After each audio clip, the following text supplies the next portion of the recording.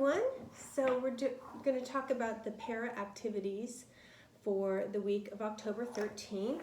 Here are the things that you're going to be needing when you're with your paras this week. Everyone's going to need their yardstick number line.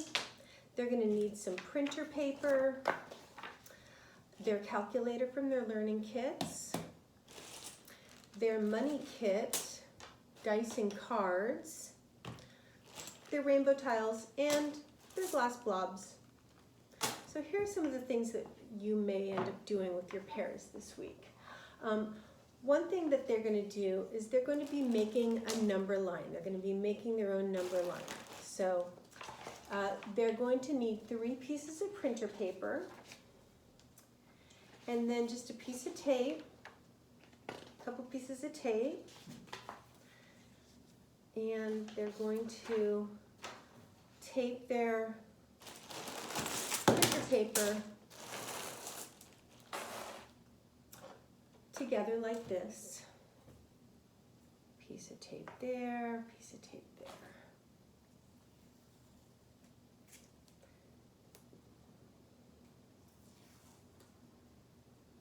And then they're going to turn it over, and they're going to be practicing making their own number line using the yardstick up to 30.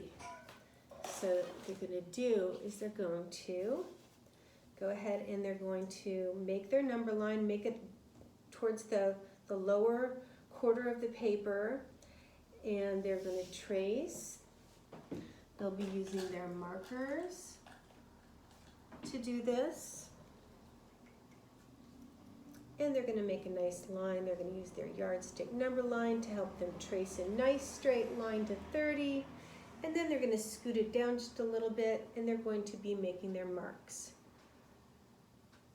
following the big marks that are next to the numbers.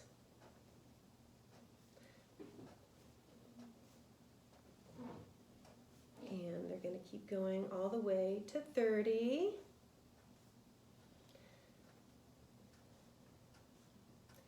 Using their marker.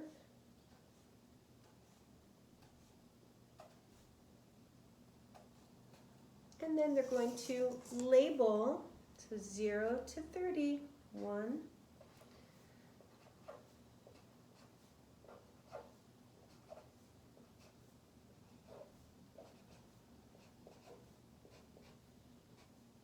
And so on.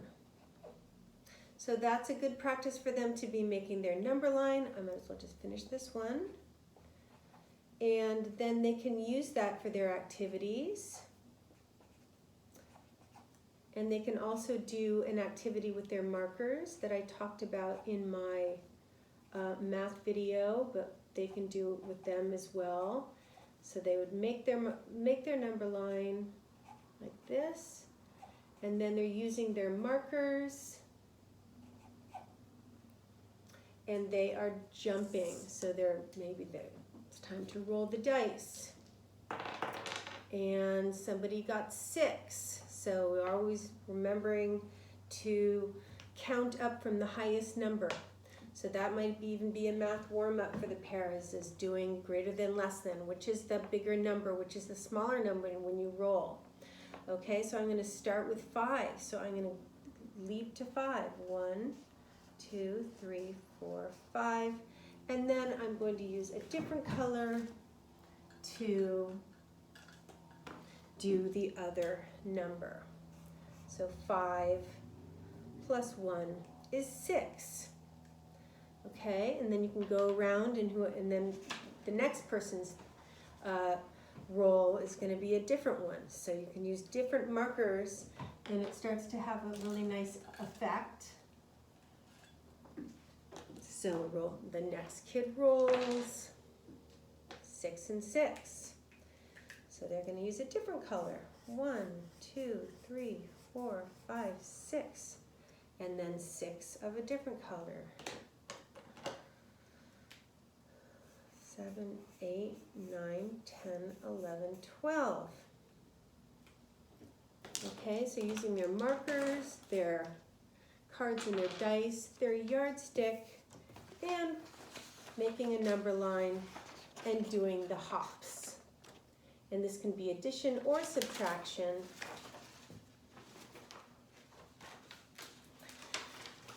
Another activity would be using the yardstick and the rainbow tiles.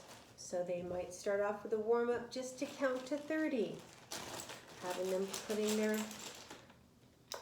tiles on as they count to 30 in whatever order they want.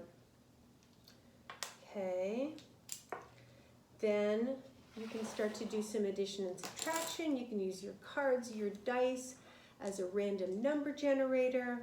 So let's use the dice, and we have 5 plus 3, which is the highest one. Okay, that's the one you're going to start with.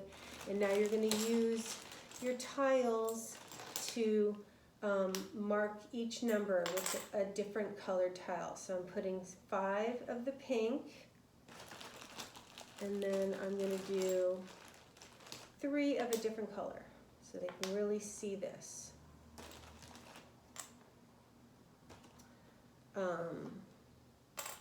5 plus 3 is 8. Or you can start with a higher number and do a subtraction problem. So you have your 5 and you take away 3. 1, 2, 3. And what do you have? 2. So after these activities, you can always go ahead and say, all right, let's check with the calculator. They all should have gotten one of these in their learning kits, and they love using these. So for each time that they do a problem, let's check it with the calculator. So I had 5 plus 3, and that equaled 8, and I was right. And let's do 8 minus 5. And it's 3, so I was right. Okay, so that's always a fun little element for them to be checking their work. It's just a nice life skill. It's good for their motor planning, fine motor planning, and always a great extension to any activity, any math activity. So another thing they might do with their yardstick is to work with the glass blobs and making those numbers on the yardstick. So just doing a warm-up, starting with putting the 1 at 1, 2 at 2, 3 at 3. So they're making a row up of the glass blobs on that number. Okay, and they can go on like this. They can also just count using the yardstick and counting up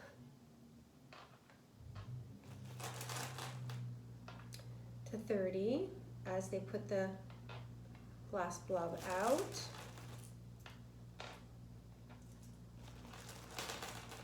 And you can do it with the random number generators. So 3 plus 1, so I'm going to put 3. And then one more is 4, right? So using the glass blobs like that, just the way that you were using the rainbow tiles, okay? Another thing that you might do with your paras is to, we're going to revisit our money unit.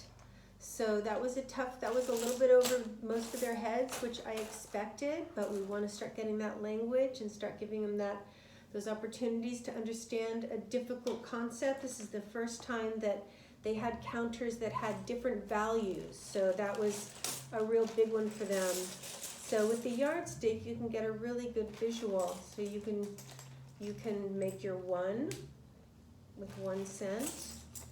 You can go up to 2, or you can stack them. 2 stacked, 3 stacked. It's 3 pennies, 3 cents. Or you can do it in a row going up. And then when we start to get into the higher numbers, when we get to 5, they can make 5 pennies. What's another way that you can make 5?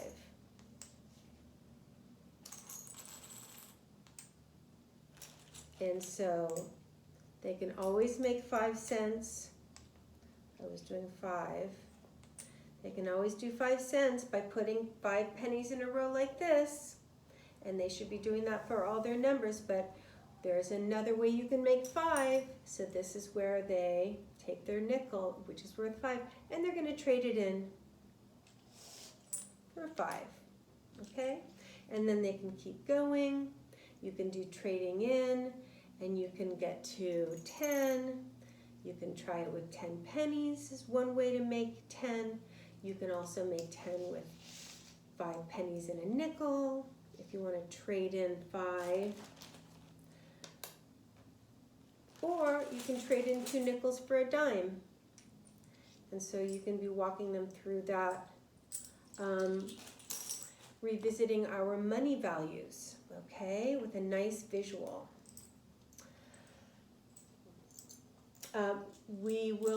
They may be having you take your cards and taking out all the face cards so that it's just the numbers, and they are going to put their cards in order from greatest to least to make a little number line with their cards. So like this, 2, 3, 4, 5, 6, 7, 8, 9, and so on, okay? And they can put them, they can sort them that way. I've got my 6 here, 3, 4, so they're sorting by number, and they're going in order from least to greatest.